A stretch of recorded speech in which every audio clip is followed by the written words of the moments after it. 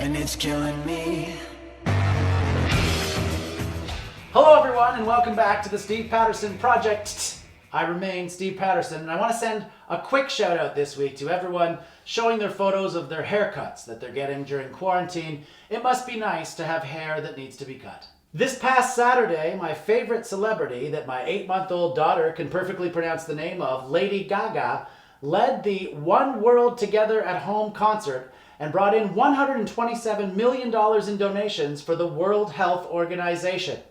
So, good for you, Gaga.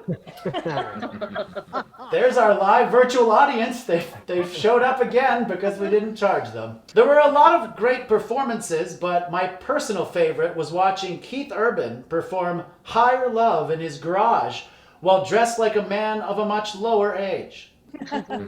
The highlights of his performance were, of course, in his hair. But he did sound a little flat, ironed. I understand that is another hair reference, my writers assure me.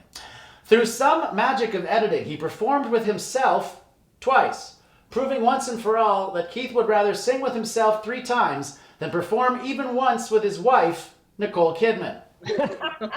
Come on, Keith, she was in Moulin Rouge and she was great!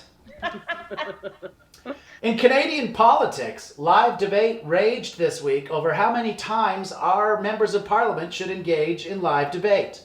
All party leaders agreed to 1 live meeting per week, except for Andrew, I can't believe I still have this job and neither can anyone else, Scheer, who said he needed to meet live with Trudeau 3 times per week. Scheer was roundly criticized for pushing for more live meetings, but in fairness, he probably doesn't know how to use virtual meeting technology. Matter of fact, if he could have his way, I think Scheer would probably want to quarantine himself with Trudeau in Rideau Cottage, since that's the only way that man is getting into that building. Very true. Some political people in the crowd and some not. Over in British Columbia, farmers are changing their crops from ones that were commonly exported to the US, such as mushrooms and blueberries, to things that are more likely to be in demand locally, such as carrots, salmon, and smugness about the BC weather. Dr. Oz is facing criticism after saying that sending kids back to school may be a very appetizing opportunity. Wait, no, sorry, that's Dr.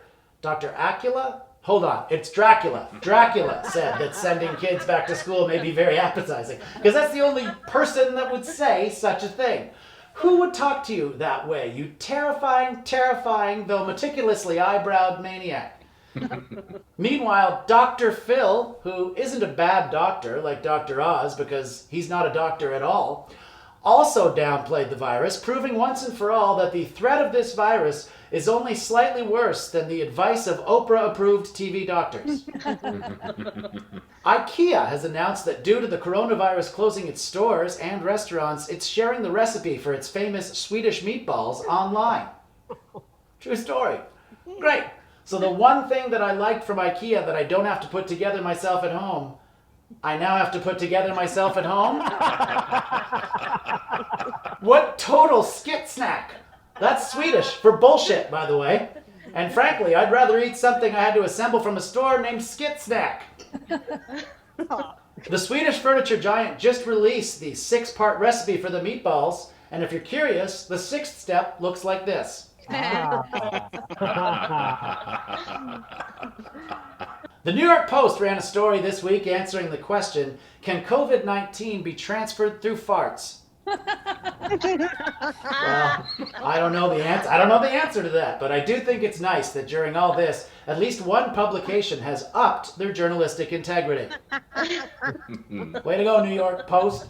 Who the hell does a story about farts at a time like this? The answer is the New York Post and Forbes magazine, who ran a similar story saying COVID can be transmitted through aerosolized feces. Which is the new coolest way to say farts. Either way, if this is true, we may be wearing our masks on the wrong cheeks. And speaking of old farts, we'd like to send a big happy birthday to Queen Elizabeth II, who turned 94 this week. The Queen has asked for nothing as a gift accept well wishes, warm thoughts, and if you're feeling really generous, she wouldn't mind having India back. And that's our monologue for this week. Thanks again to our virtual audience for not joining us. Yay! See you again on the Steve Patterson Project.